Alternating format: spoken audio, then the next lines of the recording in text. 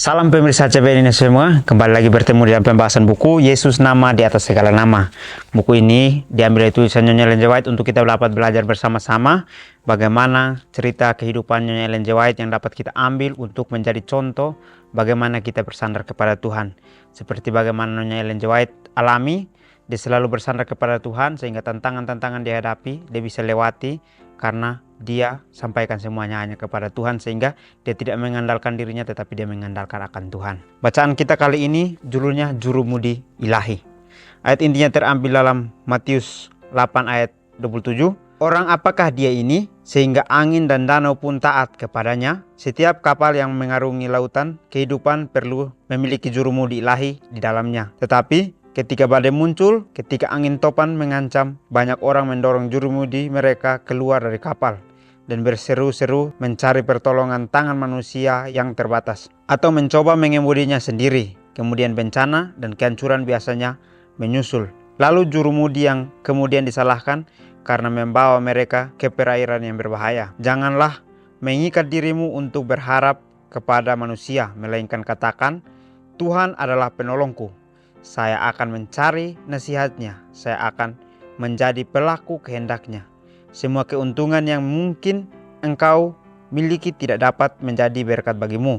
Demikian pula pendidikan tertinggi tidak dapat membuat engkau memenuhi syarat untuk menjadi saluran terang. Kecuali engkau bekerja sama dengan roh ilahi. Adalah mustahil bagi kita untuk menerima kualifikasi dari pria dan wanita tanpa pencerahan ilahi, seperti halnya dewa-dewa Mesir yang mencoba membebaskan mereka yang percaya kepada mereka. Para pelajar tidak boleh menganggap bahwa setiap saran yang diberikan bagi mereka untuk menambahkan pendidikan mereka lebih tinggi adalah selaras dengan rencana Tuhan. Biarlah setiap saran seperti ini disampaikan kepada Tuhan dalam doa, dan carilah dengan sungguh-sungguh bimbingannya, tidak hanya sekali tetapi berulang kali. Mohonlah kepadanya sampai engkau yakin apakah nasihat itu dari Tuhan atau manusia. Jangan mempercayakan dirimu kepada manusia.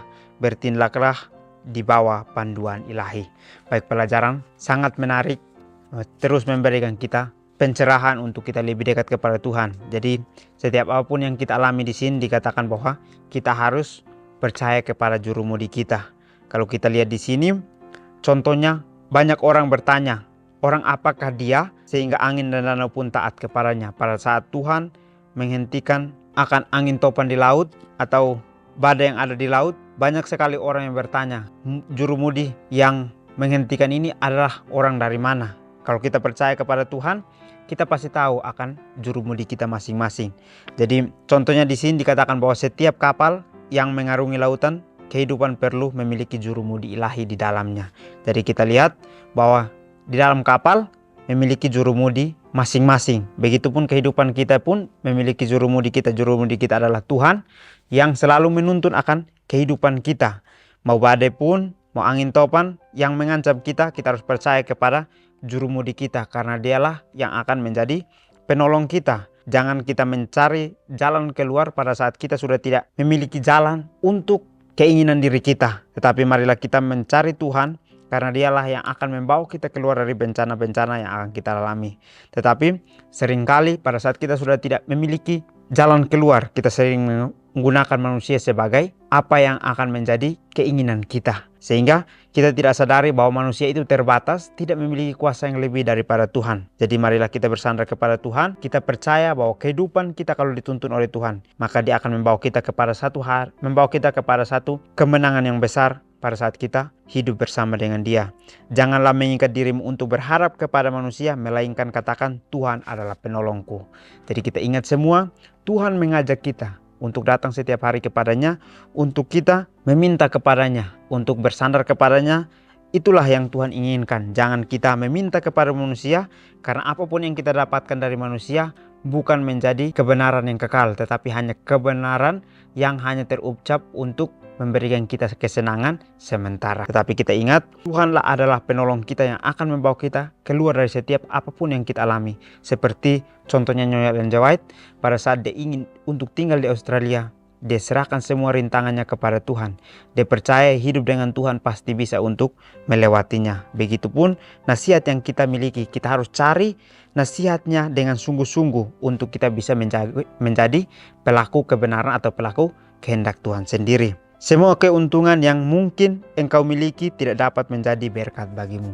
Jadi seringkali kita berpikir bahwa setiap apapun yang kita punya, itulah menjadi berkat kehidupan kita. Tetapi kita tidak sadari bahwa itu tidak bisa menjadi berkat bagi kita. Karena seringkali kita gunakan untuk menjadi kesenangan atau untuk menjadi suatu kesombongan dalam diri kita masing-masing.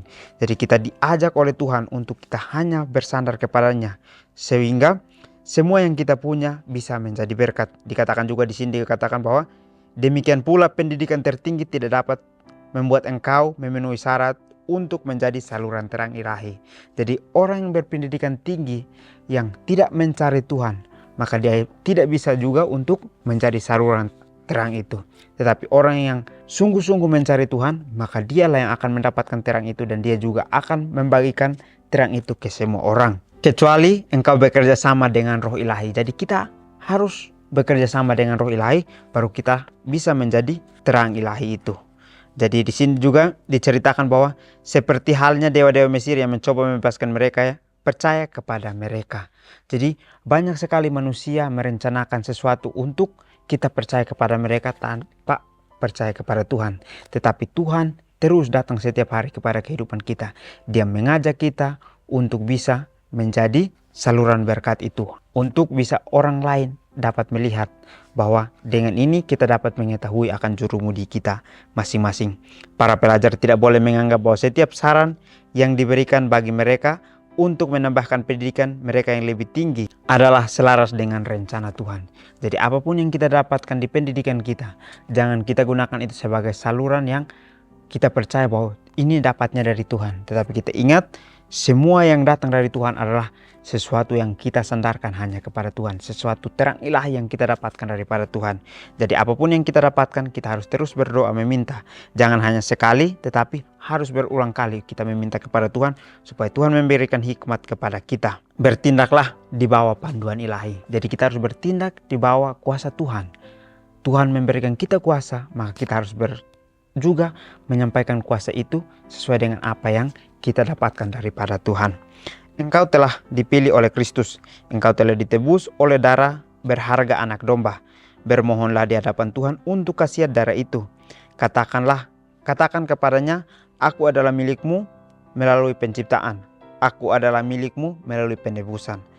Aku menghormati otoritas manusia dan saran dari saudara-saudaraku, tetapi aku tidak dapat bergantung sepenuhnya pada hal-hal ini. Aku ingin Engkau ya Tuhan untuk mengajari aku. Aku telah membuat perjanjian denganmu untuk mengambil standar tabiat ilahi dan menjadikanmu penasihat dan penuntunku sebagai yang mengambil bagian dalam setiap perencanaan hidupku. Oleh karena itu ajarilah aku, biarkan kemuliaan Tuhan menjadi pertimbangan pertamaku. Tekankanlah setiap keinginan akan ketenaran dunia, setiap ambisi untuk mendapat tempat yang utama. Doronglah kemurnian dan kekudusan hati, agar engkau dapat menyatakan prinsip-prinsip Injil yang sejati. Biarlah setiap tindakan dalam hidupmu disucikan dan upaya suci untuk melakukan kehendak Tuhan, agar pengaruhmu tidak membawa orang lain ke jalan terlarang. Ketika Tuhan adalah pemimpin, kebenarannya akan berjalan di depanmu dan kemuliaan Tuhan akan menjadi upamu. Fundamental of Christian Education, halaman 349. Renungkan lebih dalam bagaimana ketidakpercayaan terhadap diri memengaruhi pandangan saya tentang diri saya sebagai seorang Kristen. Baik, pelajaran kita sangat menarik ya. Diingatkan terus-menerus, dikatakan bahwa Tuhan telah memilih kita atau kita telah dipilih oleh Tuhan, dan juga kita harus percaya bahwa Dia telah menebus kita dengan darahnya yang mahal, darah anak domba sendiri. Dan juga kita harus memohon kepadanya karena Dia sudah memberikan kita keselamatan. Kita harus katakan bahwa kita adalah milik Tuhan melalui penciptaan, dan juga kita adalah milik Tuhan melalui penebusan. Kita percaya kita diciptakan dan sudah ditebus. Kita harus percaya kepadanya karena dialah yang sanggup membebaskan kita dari setiap dosa kita masing-masing. Jadi, aku menghormati otoritas dan saran dari saudara-saudaraku, tetapi aku tidak bergantung sepenuhnya pada hal-hal ini. Boleh kita mendengarkan saran dari teman-teman kita, saudara-saudara kita, tetapi kita jangan bergantung sepenuhnya kepada saran-saran yang kita terima itu. Tetapi marilah kita bergantung kepada Tuhan, karena Dia adalah penolong yang akan memberikan kita jalan terbaik, sebagaimana jurumudi memberikan jalur yang sesuai dengan kehendak-Nya. Aku ingin Engkau ya Tuhan untuk mengajari aku. Jadi kalau kita ingin untuk hidup dengan Tuhan, kita harus meminta untuk Dialah yang mengajari kita bagaimana kita bergantung kepadanya tanpa bergantung kepada manusia.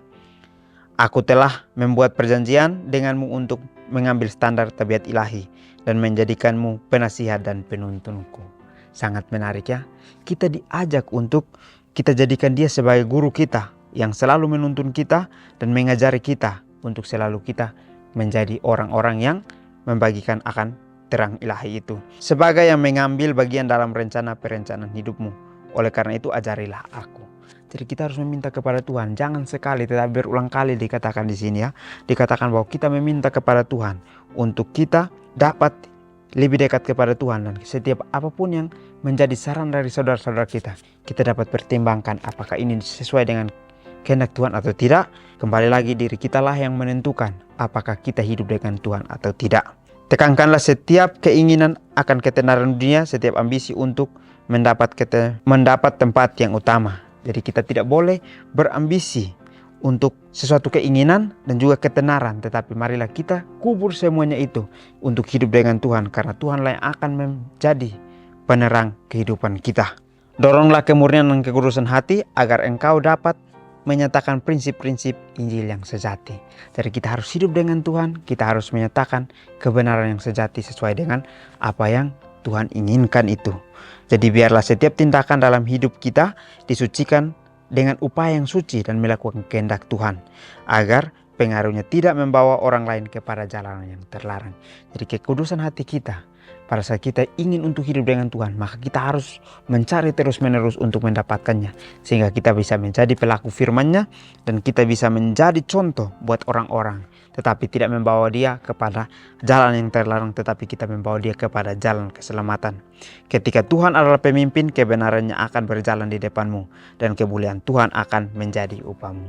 Jadi sangat menarik di akhir pelajaran kita dikatakan bahwa jikalau kita menempatkan Tuhan paling depan, maka kebenaran dan kemuliaannya yang akan menjadi penuntun kita, yang menjadi upah kehidupan kita. Itulah yang seringkali kita inginkan, seringkali kita ucapkan untuk menjadi keinginan kita, tetapi perjalanan kita selalu seperti jurumudi itu. Jikalau terjadi ombak atau angin topan yang besar di laut, maka jurumudi seringkali didorong keluar untuk menjadi kambing hitamnya atau menjadi orang yang ditumbalkan. Tetapi mereka menyetir sendiri dan mereka mengatakan kepada jurumudi itu bahwa mereka yang membawa kepada suatu bencana yang besar. Tetapi kita percaya kepada Tuhan, Tuhan tidak akan pernah membawa kita kepada satu bencana yang besar, tetapi Dia akan membawa kita kepada satu keselamatan yang dimana kita harus hidup dengan Dia. Jadi mungkin ini saja pelajaran yang dapat saya bahas. Kiranya kita bertemu di pertemuan selanjutnya. Kiranya Tuhan Yesus memberkati kita semua.